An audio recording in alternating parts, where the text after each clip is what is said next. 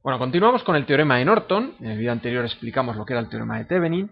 Y ahora, para explicar el de Norton, que es primo hermano, es muy similar, vamos a utilizar exactamente el mismo ejemplo que utilizamos en el vídeo anterior. Entonces, teníamos esa fuente de tensión y una serie de resistencias por aquí, y luego una resistencia en carga. Entonces, bueno, recordamos, vamos a coger los mismos valores. Esto era 15, 10, 10 y esto era 20 voltios. Entonces, lo que vimos es que nosotros, tomando este punto A y este punto B, podíamos encontrar un circuito equivalente de esta forma.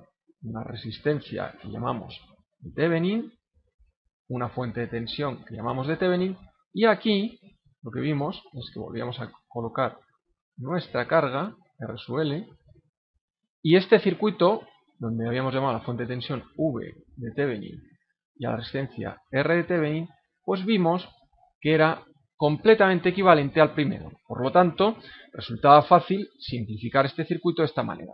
Y explicamos cómo calcular esta tensión de Thevenin y la resistencia de Thevenin. Lo que haremos ahora es buscar un circuito equivalente a esos dos que vemos ahí, es decir, equivalente al circuito original, que también será equivalente a este de Thevenin, en el que en lugar de una fuente de tensión, lo que buscaremos es tener, vamos a ver si lo pintamos bien, lo que buscaremos tener es una fuente de intensidad. Entonces tendremos algo así, y ahora la resistencia irá en paralelo. Aquí tendremos de nuevo, bueno, este era el punto A, el punto B, este era el punto A y este era el punto B. Aquí estaba conectada la resistencia, la carga R sub L.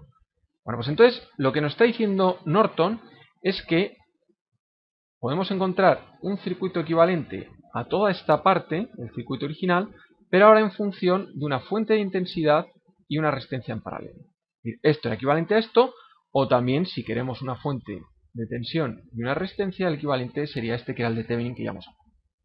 Ahora la pregunta es, bueno, a esto lo vamos a llamar la resistencia de Norton, R sub N, y a esto lo vamos a llamar la intensidad de Norton. La pregunta es, ¿cómo calculo I de Norton y R de Norton? Bueno, la R de Norton es muy fácil, porque coincide exactamente con la R de Thevenin. Esta es inmediata. Y la I de Norton se va a calcular como la V de Thevenin partido de la resistencia de Thevenin. Por lo tanto, lo que hemos hecho es este circuito anterior lo hemos reemplazado por otro con la misma resistencia de Thevenin y una fuente de intensidad en paralelo a esa resistencia y cuyo valor de la fuente, es V de Thevenin partido la resistencia de Thevenin. Bueno, esto es lo que dice el teorema. Ahora vamos a poner datos para que sea más realista. La resistencia de Thevenin vimos que era, en el ejercicio anterior está calculada, para este ejercicio, para este ejemplo sería 15 partido 4 ohmios, y la V de Thevenin vimos que era 5 voltios. 5 voltios. Por lo tanto, en mi caso concreto, si quisiéramos hacer el Norton ahí, sería la R de Norton igual a la R de Thevenin, que vimos que era 15 partido 4, vamos a ver, 15 partido 4, y la I de Norton, que será dividir, tendremos que dividir la tensión, que es 5 voltios, vamos a ver, está pintando un poco mal el bolígrafo, 5 voltios, la tensión de Thevenin, 5 voltios, entre la resistencia, que era 15 cuartos. 15 partido 4. Bueno, esto es 20 partido 15, y si simplificamos un poco más, pues dividimos entre 5 y 4 tercios.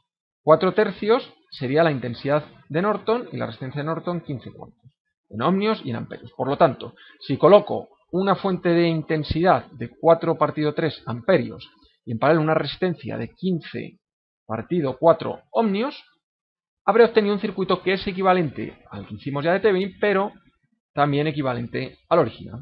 Bueno, pues este es el teorema de Norton, que vemos es, bueno, pues muy similar al de Thevenin, está muy relacionado. Lo que pasa es que en lugar de tener una fuente de tensión con una resistencia en serie, ahora tenemos una fuente de intensidad con una resistencia en paralelo.